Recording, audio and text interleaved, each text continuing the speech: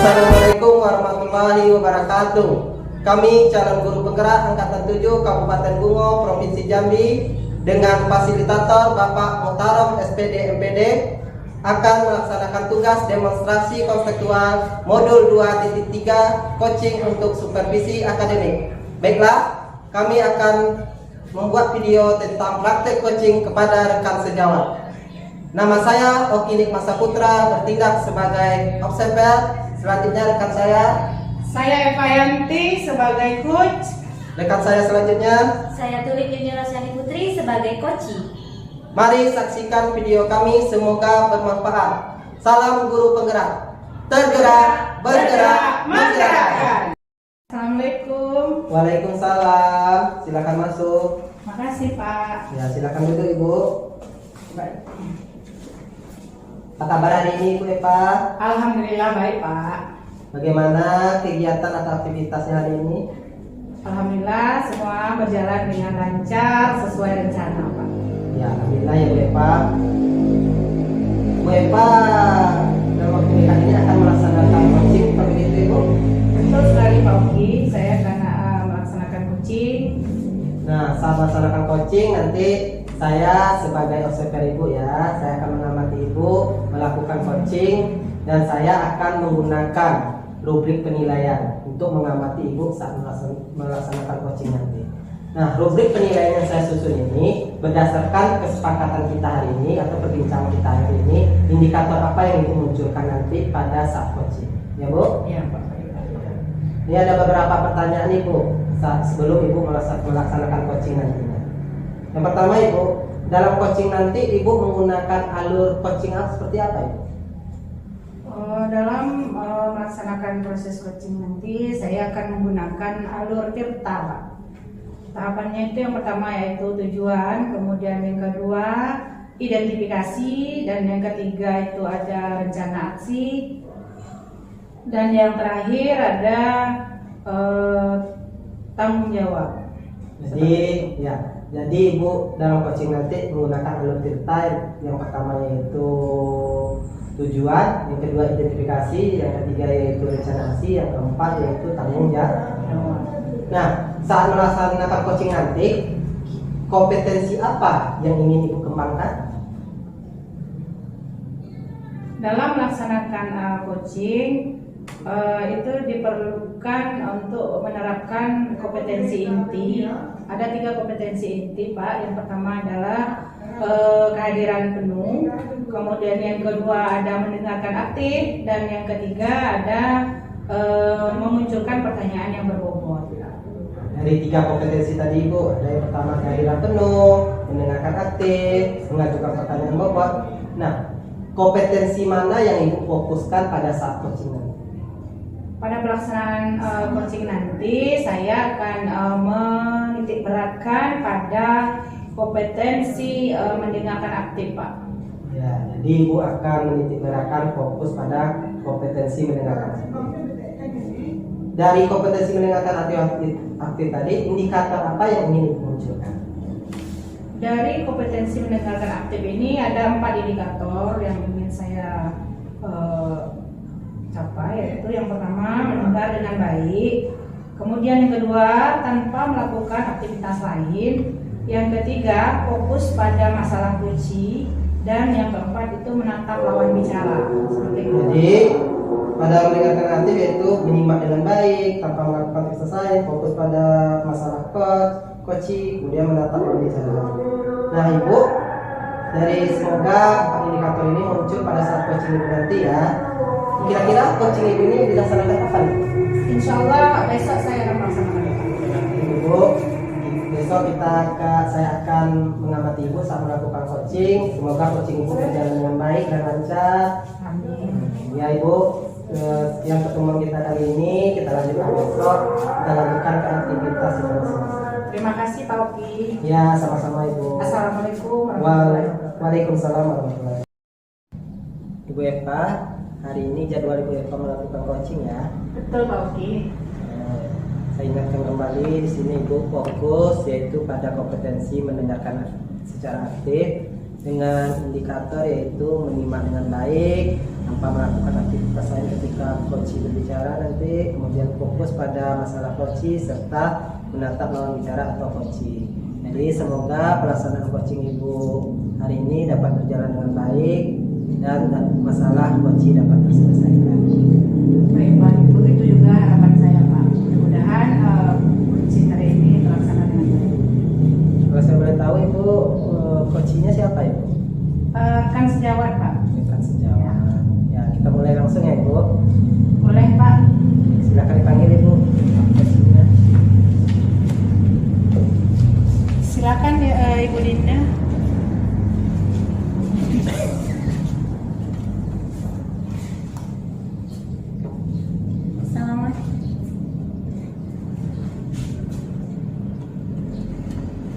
Assalamualaikum.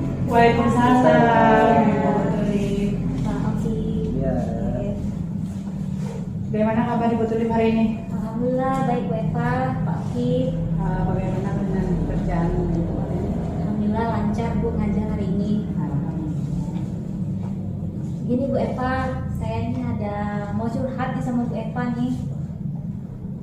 Ya, apa yang ingin Ibu sampaikan? Nah, saya ada sedikit masalah di kelas dengan siswa saya. Siswa saya ini Bu Eva sering sekali dia mengantuk di kelas, terus dia tidak fokus dalam belajar. Kadang-kadang dia menyandarkan kepalanya di meja seperti itu Bu Eva. Itu masalahnya Bu. Dari percakapan yang kita lakukan hari ini, apa yang Ibu inginkan? Nah, adapun tujuan saya yang ingin saya capai dalam percakapan kita kali ini, saya ingin sekali Bu Eva bagaimana mendapatkan solusi atau pencerahan gitu sehingga saya bisa menyelesaikan masalah siswa yang dari tadinya mengantuk, tidak semangat belajar, dia menjadi siswa yang aktif dalam belajar Bu Eva. Oh, jadi Ibu Tulip ingin anak-anak Ibu ini semuanya aktif dalam pembelajaran seperti itu ya? Iya betul Bu. Nah, saya ingin tahu dulu nih, bagaimana kondisi secara detailnya seperti apa? Oke, ini begini Bu Eva ceritanya.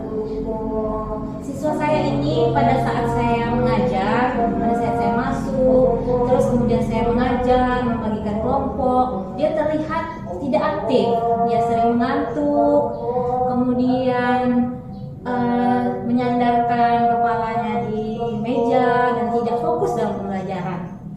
Oh, jadi ada anak ini yang kurang fokus dalam mengikuti pembelajaran seperti itu Bu ya? Iya betul Bu. Jadi selama ini apakah Ibu sudah melakukan suatu tindakan?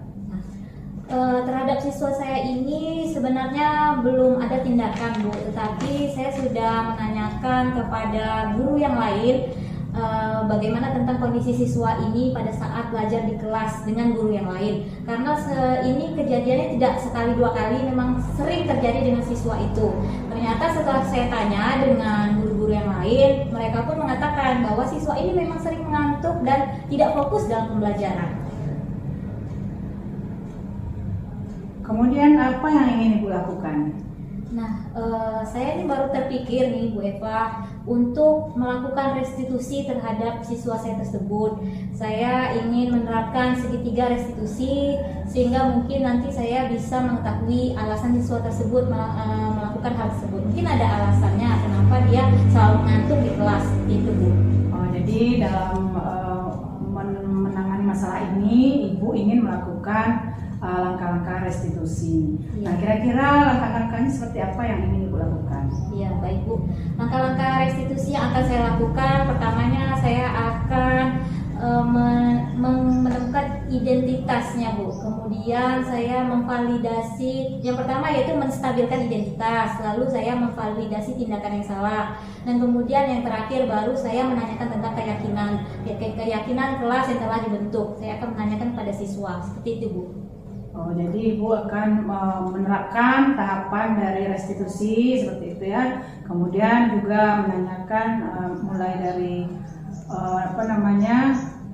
Yang pertama tadi menstabilkan identitas. ya, menstabilkan identitas, kemudian memvalidasi tindakan yang salah, dan kemudian menanyakan tentang keyakinan. Iya benar. Nah, kemudian kira-kira lakukan? Oke Bu, selain melakukan restitusi, saya kepikiran untuk menerapkan pembelajaran yang berdiferensiasi Bu Eva di kelas ya. Jadi untuk menangani masalah yang Ibu hadapi, Ibu melakukan tahapan restitusi, kemudian Ibu juga ingin menerapkan pembelajaran yang berdiferensiasi. Ya Bu, betul. Nah, jadi kira-kira bagaimana ini Ibu menerapkan pembelajaran berdiferensiasi di dalam pembelajaran? Oke, baik. Pada saat saya mau menerapkan nanti pembelajaran berdiferensiasi, saya akan menerapkan dulu atau membagikan angket dulu kepada siswa. Saya ingin mengetahui pemetaan kebutuhan belajar murid, yang mana saya ingin mengetahui minat, bakat, dan hobi siswa, tentang gaya belajarnya juga. Saya ingin mengetahui apakah siswa saya itu siswa yang audio, gaya belajar yang visual, ataupun kinestetik. Karena mungkin saya sekarang baru kepikiran Bu, bahwa siswa saya mungkin di kelas itu mengantuk karena bosan. Pelajaran saya kan bahasa Inggris Bu, jadi mungkin dia ini lebih mungkin tertarik dengan pelajaran lain seperti olahraga, mungkin gaya belajarnya kinestetik, tidak suka di kelas saja, mungkin dia suka dengan kesenian.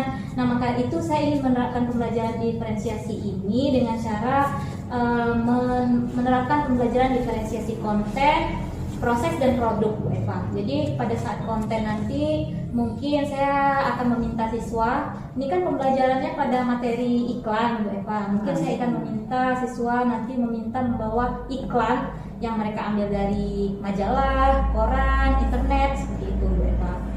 Wah, ini sangat menarik sekali nih ya Bu ya. Jadi Ibu ingin menerapkan restitusi, kemudian pembelajaran berdiferensiasi. Iya Bu. Nah, dari kedua langkah ini, mana yang kira-kira terlebih dahulu yang akan Ibu lakukan? Dari kedua ini saya akan menerapkan restitusi terlebih dahulu Bu Eva, karena itu yang akan saya menanyakan. Saya ini penasaran sebenarnya apa sih alasan siswa itu tidak fokus di kelas. Jadi saya akan restitusi siswa dulu, baru kemudian saya akan melakukan pemetaan kebutuhan belajar murid. Nah, dari pemetaan itu kemudian baru saya akan membuat RPP pembelajaran berdiferensiasi tadi Bu, tentang konten, proses, dan produk, seperti itu. Baik, jadi kan Ibu tulis tadi ingin melakukan tahapan restitusi dengan menanyakan tindakan, ya, memvalidasi tindakan yang salah, kemudian menanyakan keyakinan, Ya. kemudian juga menerapkan pembelajaran berdiferensiasi. Nah, kira-kira siapa nih dukungan dari siapa saja yang Ibu butuhkan? Nah, saya tentunya tidak bisa bergerak sendiri. Saya membutuhkan dukungan dari wali kelas yang terutama Bu, karena saya akan minta izin dulu ke wali kelas untuk meminta siswanya melakukan restitusi. Kemudian saya juga meminta bantuan guru BK. Jadi ini bahkan berkolaborasi dengan wali kelas dan juga dengan guru BK. Nah, jadi kira-kira seperti apa nih bantuan dari mereka ini yang Ibu harapkan itu seperti apa? Baik, bantuan yang saya harapkan dari wali kelas itu saya ingin sekali berkoordinasinya, meminta izin terlebih dahulu Bu Eva. Saya minta izin dulu kepada wali kelas, karena saya akan meminta siswanya yang memang mengantuk tadi saya untuk restitusi. Jadi saya minta izin kepada wali kelas. Kemudian untuk meminta bantuan kepada guru BK tadi, saya akan menanyakan pada guru BK itu apakah siswa ini memang hanya dengan saya saja atau dengan guru lain seperti itu, atau pernah ada kasus serupa dengan guru lain. Meminta data kepada guru BK itu Bu. Jadi seperti itu ya, Ibu Tulip akan meminta izin dengan wali kelas ya, kemudian juga menggali informasi dengan guru BK seperti itu. Ya, Nah, dari percakapan kita tadi nih, apa sih yang dapat Ibu Tulip simpulkan? Iya. Dari percakapan ini saya merasa sangat lega, telah sudah curhat lah sama Ibu Eva. Saya senang dengan berbicara kepada Bu Eva ini. Pikiran saya menjadi terbuka dan mendapatkan ide-ide baru untuk menyelesaikan masalah saya dengan siswa saya, Ibu Eva.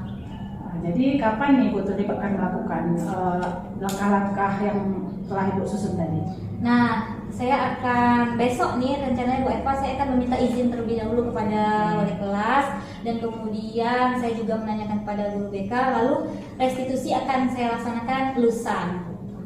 Baik ya Ibu Tulip. Tulip akan melakukan besok semuanya itu Kak Bu ya. Iya. Saya berharap Ibu Tulip dapat melakukannya dengan lancar dan berhasil. Saya juga ingin mendengarkan nih cerita Bu Tulip tentang perkembangannya. Minggu depan kita bisa berbicara lagi Bu? Bisa Bu. Oke, Iya. baik. Terima kasih Bu. Ya, saya juga terima kasih pada Bu Eva. Saya menjadi lega sekarang. Alhamdulillah. Iya. Oke, kita boleh kembali ke aktivitas. Iya, terima kasih banyak Bu. Sama-sama, Bu, Selamat ya. pagi. Iya, sama-sama Ibu Tulip. Baik Ibu Eva, bagaimana perasaannya setelah melaksanakan coaching tadi Bu Eva? Alhamdulillah saya ikut senang Pak karena bisa mengajak Ibu Tulip ini untuk membuka pikirannya. Ya, alhamdulillah ya Bu Eva. Nah, menurut Bu Eva, dari awal kita pra observasi kemarin, Bu Eva sudah indikator yang ingin Bu Eva capai itu ada 4 ya. Dari 4 indikator itu berdasarkan kompetensi mendengarkan aktif. Nah, menurut Bu Eva sudah muncul apa Bu?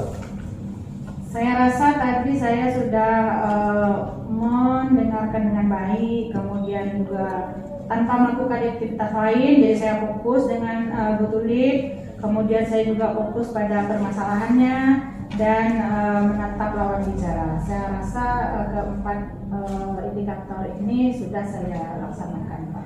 Ya, itu menurut Bu Eva ya, alhamdulillah sudah terlaksana.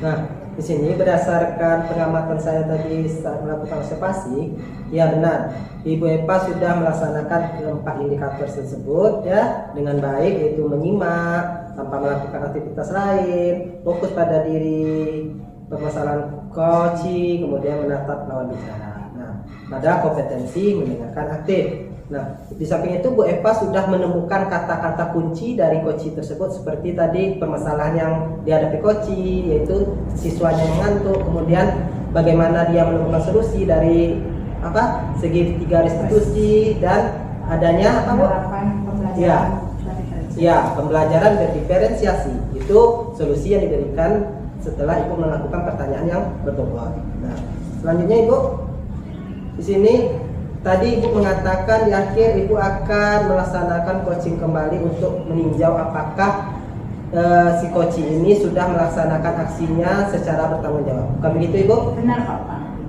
Nah, dari untuk kedepannya ini Bu, kompetensi apa yang ingin Ibu kembangkan? Kalau saya boleh tahu. Untuk pelaksanaan coaching berikutnya, saya akan menekankan pada kompetensi memunculkan pertanyaan yang berbobot. Jadi Ibu nanti pada coaching berikutnya itu lebih memunculkan pertanyaan yang berbobot. Ya. Supaya apa Ibu? Kalau saya boleh tahu. Supaya membuka pikiran Puci ini dalam menemukan solusi atas masalahnya gitu Pak.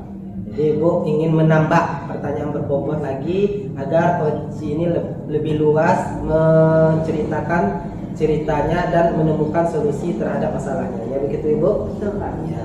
Semoga coaching Ibu kedepannya baik dan meningkat dari yang sekarang ya Ibu. Alhamdulillah yang sekarang sudah baik juga dan coachingnya sudah menemukan solusi dan perasaannya saya dengar tadi senang coachingnya ya Ibu, dan Ibu pun juga senang. Jadi antara coach dengan coachingnya sama-sama senang dan masalah coachingnya terselesaikan dengan baik. Nah, sekian perbincangan kita hari ini Ibu. Semoga apa yang kita lakukan hari ini menjadi amal bagi kita. Amin. Ya.